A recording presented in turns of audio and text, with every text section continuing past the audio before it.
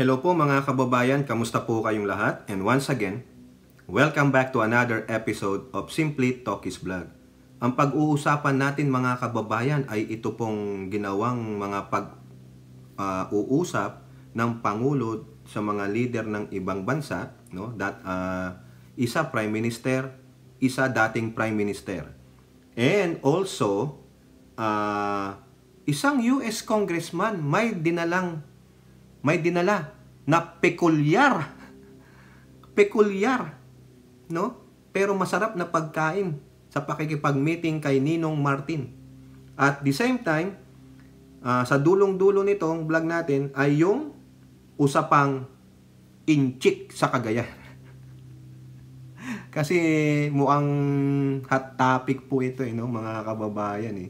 Itong nangyayari dito sa Cagayan ito, eh. Nako, mga kababayan. Ang dami kong nakuwang article dito. Pero, ano muna natin, isa-isahin lang natin mga kababayan. Kaya maganda ito. No? Okay.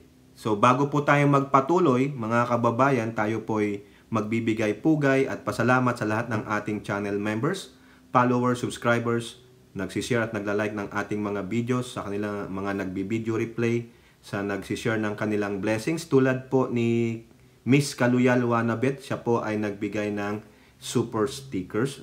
Pasensya na, Miss Kaluyal Wanabet, na-miss ko po yun, no? Anyway, may God bless you. Sana multiple times pa ang blessing sa inyo. Ganun din po sa mga iba pa na nagsishare ng kanilang blessings through super thanks, super stickers, super chat.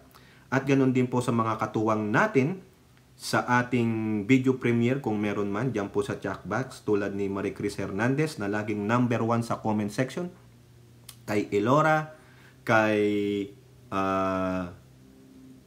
Aichang, Miyu, Kaluyal Wanabet, Kaluyal Senchang, mga nasa Japan po sila, si Mami B, Mighty Baisa, Maritel T, Priscilla Acepcion, si Ninita Umali, Nilda Arceo, si Ilocana Kana, si Rebecca Lagman, si Lola Carclea, si Hattori, si Danny Reynado, RN 2 cents, at yung iba pa po, no?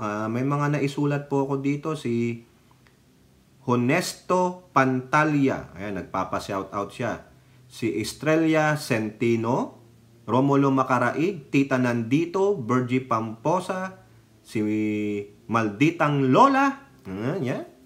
Si Mama Lou Parker. Yan, isa po si Mama Lou Parker sa ating new member. Welcome po, Mama Lou Parker. Salamat po sa pagsuporta ninyo. Yan po. Okay, so punta na po tayo sa ating unang article. No, marami pong article ito, 2, 4, 6, 7. Kasi may isa pa akong isasama dito, eh. Okay, so kay Pangulong Bongbong Marcos muna. Ano ba ang pinabibisihan ng ating rockstar na Pangulo na napabilang sa top 100 influential people of 2024? Ito po sa Manila Bulletin. Marcos tackles South China Sea issues, regional developments with New Zealand counterpart. Uy, may bisita tayong taga New Zealand, si Prime Minister Christopher Luxon. They discussed the developments within the South China Sea and other developments in the region, including issues across Taiwan Strait, in the Middle East, and between Ukraine and Russia. During their bilateral talk in Manila, Marcos and Luxon, bahala na po. No? Sorry naman po, Mr. Prime Minister Christopher Luxon, who is on an official visit, shared serious concern over what is happening in the South China Sea and stressed the need to uphold international law and freedom of navigation and overflight. Cry na naman ang China dito. Baka may sasabihin na naman dito sa Prime Minister ng New Zealand. Aray ko. Ang New Zealand ba yung nasa ibaba ng Australia? Katabi yan, di ba? Tama nyo nga ako. Hindi ko na alam yung aking geography. Di ba, Elora? They reaffirmed the need for all states to pursue peaceful resolution of disputes and reiterated that the United Nations Convention on the Law of the Sea sets out the legal framework within which all activities in the oceans and seas must be carried out according to their joint statements. Aray ko, walang kakampi ang China. Eto pa, Naku, maglalabas ng statement itong si Mao Ning, si Jian, at saka si Wang Wenbin. Eto, Oy, mga Chekwa, makinig kayo.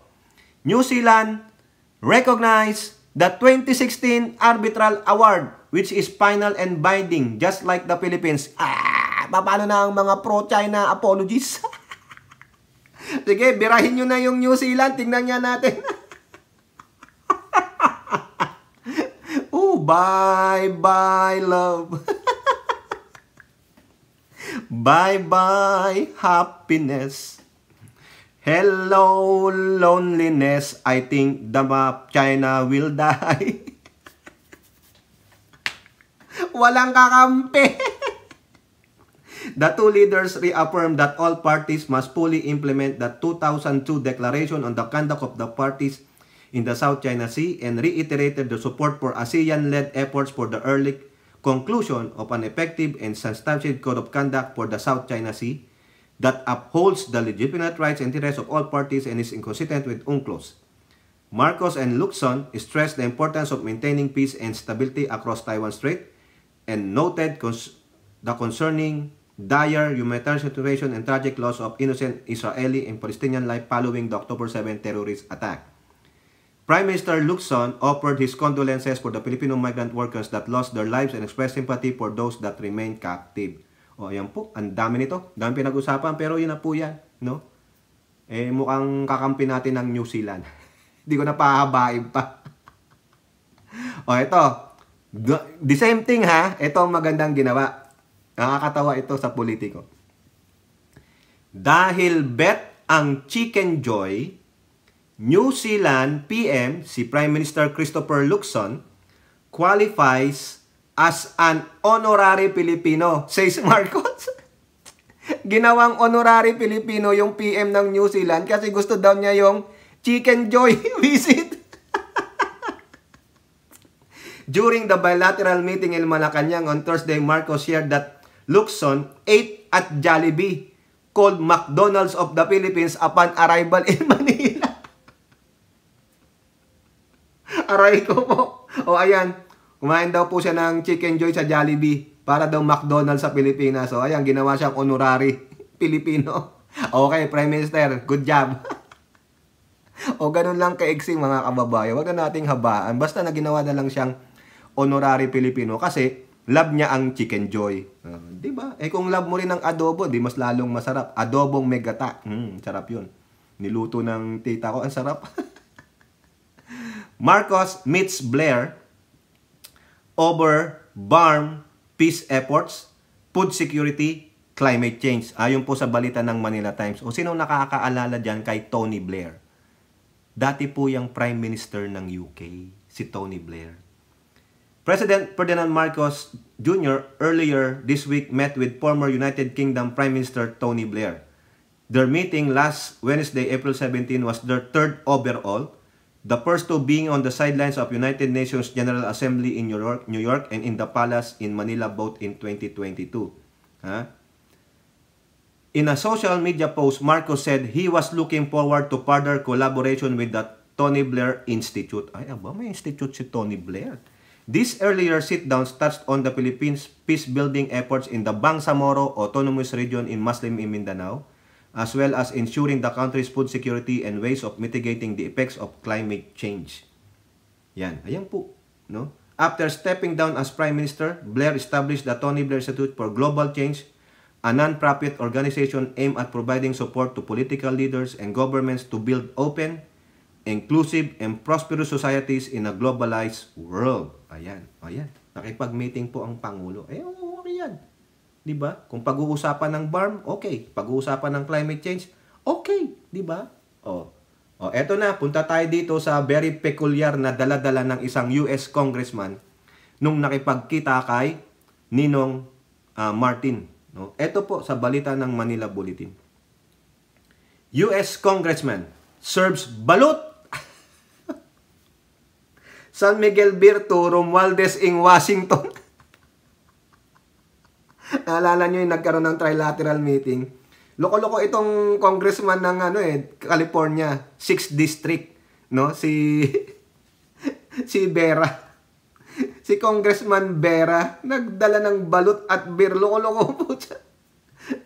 Itong 6th District ng California, diyan po yan sa norte, along Sacramento, no? Yung mga lugar. Kasi sinerge ko na yan kanina eh. No? House Speaker Martin Romualdez and his companion from the Philippines were pleasantly surprised after an American congressman served them balut and Filipino beer as refreshment during their meeting at Capitol. Congressman Vera, yan lang ba kaya mong bilhin balut? Dapat, pinakain mo ng mga tacos, ikaw naman, saka, ano ba yun, yung soup ng Meksikano? Menudo, di ba? yung menudo natin, ulam eh. Dito, sa mga Meksikano, ang menudo, soup. Diyos mio, mga amabayan, ang tindi ng soup nila na menudo. Oh, ito yung mga nandito merong tripe. Alam niyo yung sa menudo, yung nilalagyan na, sa menudo, sa kare-kare natin, di ba may tripe yun? Sa kanila may tripe din, pero menudo. Saka yung parang mais nila. Tapos lagyan nyo ng mga spices, ang sarap, pero ang laking mantikilya. Dapat ganun, di ba? O kaya quesadilla, o nga burrito. Ano pa ba? Tortilla, yung kinakain ni Adam James. Kalimutan ko. Yung parang tacos. Folded tacos, mga ganun. Ikaw naman, no? Birria, o ganun. Pag ako bumibili dyan sa Mexican store, hindi ko maintindihan, mga kababayan talaga. Yung menu nila sa board. Puro Espanyol eh. Tapos yung mga nandun, pag salita ko English, ke? Magtatawag pa sila ng translator. Hirap na hirap ako. Sasabihin ko, no habla Espanyol. English. Sabi ko, English. Ayun, sabi ko, how much is that? Ano yung birria? Ano yung al pastor? Ang hirap, mga kababayan. Loko-loko tong si Vera. Ang sabi niya, offering this balut diplomacy and drawing smiles from the members of the Philippine delegation in the process was California 5th District Representative 6th District Representative Ami Vera. Loko-loko ka, Vera. Tatawanan ka lang ng mga Pinoy, siyempre. Balut, a popular and cherished street food in the Philippines, is boiled duck eggs with developing whatever. The beverage partnered with balut was San Miguel beer. Oy, Congressman Vera, paki-email nga ako, loko-loko ka. Kung alam ko lang, pinuntang kita dyan sa Sacramento. Ayan po. Hindi ko na po babasahin. Basta nakipagkita sila kay Representative Vera. Sinerban sila ng balut at San Miguel beer. O diba? Very peculiar. Vera ano po yan Spanish lineage o Mexican lineage yan si Representative Vera. Democrat po yan. Democrat. O, eto po. Punta na tayo dito. So, tayo doon. Punta na tayo dito sa mga estudyanteng in-chick dyan po sa Cagayan. Kasi po, eto, unahin muna natin yung mga nananawagan ng investigasyon. Kasi meron din pong nangyari dyan. Bayaran para sa diploma. Eto po, sabi po dyan sa Politico, college degree for sale? Chis Escudero wants CHED probe on Cagayan schools amid Chinese influx. Mahal po yun. Senator Francis Escudero has urged the Commission on Higher Education to investigate the reported multi-million peso payment of some Chinese students to colleges and universities in Cagayan in exchange for getting a degree. Di ba sabi nga nung isa nating vlog dyan, yung kung may agent sila, yung magdadala sa kanila, no? Ang cut niya 80%. Doon sa school, 20%.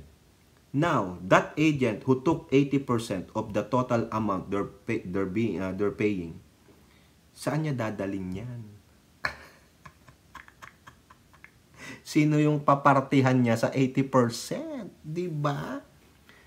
Escudero made the call on the heels of a report which quoted security analyst Chester Cabalza as saying that he has received reports about the alleged 2 million pesos paid by some Chinese students to the tertiary schools.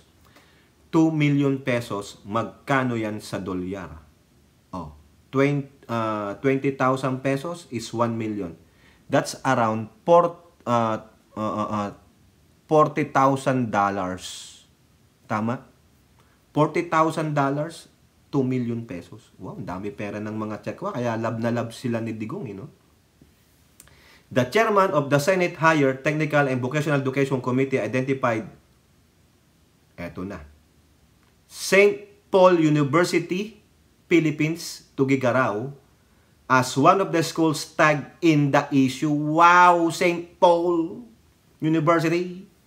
May I suggest and urge Professor Cabalsa to file a complaint regarding this with CHED, so that CHED can investigate this by issuing show cause orders to St. Paul University in Tugigaraw. The investigation should start at CHED because of its effect on academic freedom.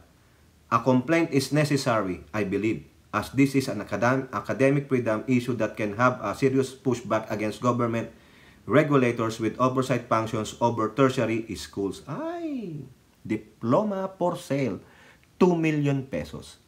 The alleged influx of Chinese students alarmed lawmakers, especially because of the strategic location of Cagayan, which faces Taiwan and where two EDCA Defense Cooperation Agreement sites are located. St. Paul University, Philippines, President Sister Merceditas Ang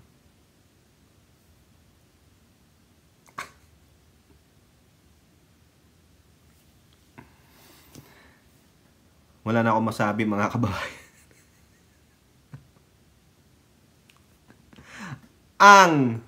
Ang lupit ninyo, kayong mga inchik. Pati pala presidente ng universidad, inchik ang. Denied the allegation, according to a joint statement with 3 other universities posted on the Facebook page of Cagayan newspaper, The Northern Forum. The Cagayan University president denied their schools were used as diploma mills, warning that allegation of espionage against Chinese students reflect a dangerous stereotype that unfairly targets an entire group of individuals based on their nationality. The 3 other schools in that statement were University of Cagayan Valley, University of St. Louis Tugigaraw, and Medical Colleges of Northern Philippines. Ito daw po yung mga best schools na sinasabi ni Bamba. They have the best colleges and universities in Cagayan. O ayan, kaya diyan po nagpupuntahan ng mga inchik, no? Tindi na. Sino kaya mga presidente nitong mga to? Mga administrator. Baka tingnan nyo kung ang dami inchik diyan. Yun na lang sa St. Paul, oh, presidente. Sister, ulitin ko ha. Sister Merceditas Ang. Ang lupit, mga kababayan. Ang lupit nyo talaga, Cagayan. Ang lupit ninyo, kayo na. Sana all. Diploma for sale, 2 million pesos, $40,000. Okay, ito pa, sa Inquirer. Calls grow to probe Chinese influx as national security issues. Tama! Sige, imbestigahan yan. No? Tanggalin ang mga incheck.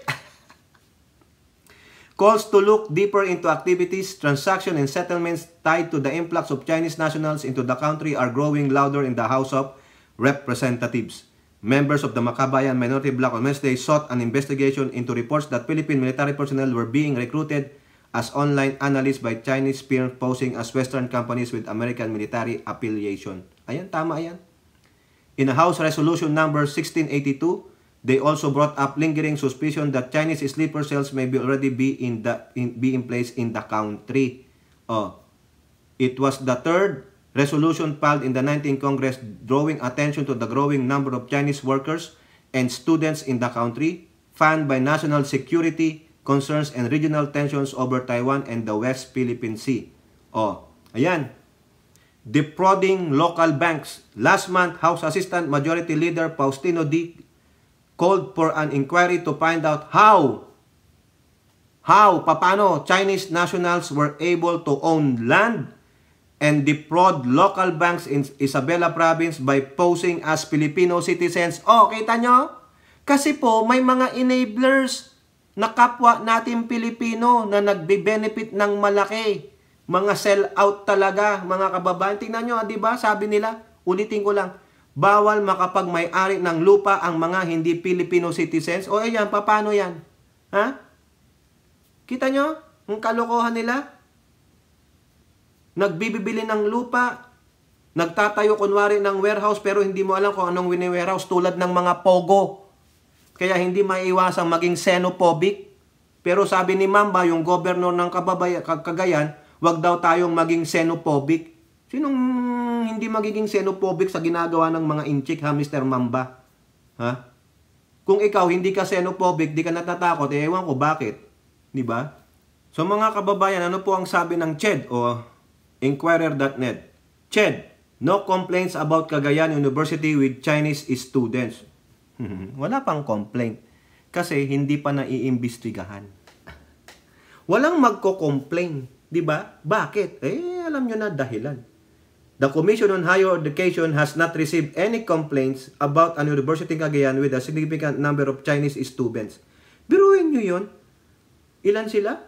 4,600? Bilang? Ayun ba yung exchange students? Kaya nga sabi ni Barber, imbestigahan yung DFA dun sa China at Bureau of Immigration. Yung pala, ang BI sa yung Ministry ng China ay nagka-agreehan noong pang 2019. Nandun po sa ating vlog yan. CHED Commissioner Prospero De Vera made a statement amid worries about the reported surge of Chinese students present in the area. Given that there are now 2 Filipino military stations in Cagayan where American troops had been given access. Eto po ang sabi niya ni De Vera. De Vera confirmed that there is a significant number of Chinese students enrolled in St. Paul University in Tuguegarao. Baka ito yung 4,600. He also noted that the university has been given authority to accept foreign students by the Bureau of Immigration. O nga, di ba? Yung agreement ng 2019. CHED has not received complaints as to violation of St. Paul University of this joint memorandum. De Vera said, referring to the memorandum issued by Executive Order Number 285, Executive Order, and its implementing rules and regulations memorandum Order Number 1, Series of 2017, 2017 po pabla to, of the Interagency Committee on Foreign Students. Wala daw silang nare-receive. Kailangan pa bang mag-antay ka? Ha? Kailangan pa bang mag-antay ng kung anong kagaguhan ang gagawin nila? Kaya tama lang po, imbestigahan sila yung panawagan ng mga mambabatas, imbestigahan yan. Tanungin nyo ang DFA at Bureau of Immigration bakit ang dami nyong ina-approve ng mga Chinese students at napapabalitang sila ay nagbabayad ng 2 million pesos for a diploma. Okay? Kayo po mga kababayan, anong masasabi ninyo? Comment down below and don't forget to like and share. Hope to see you on our next videos. Bye-bye. God bless.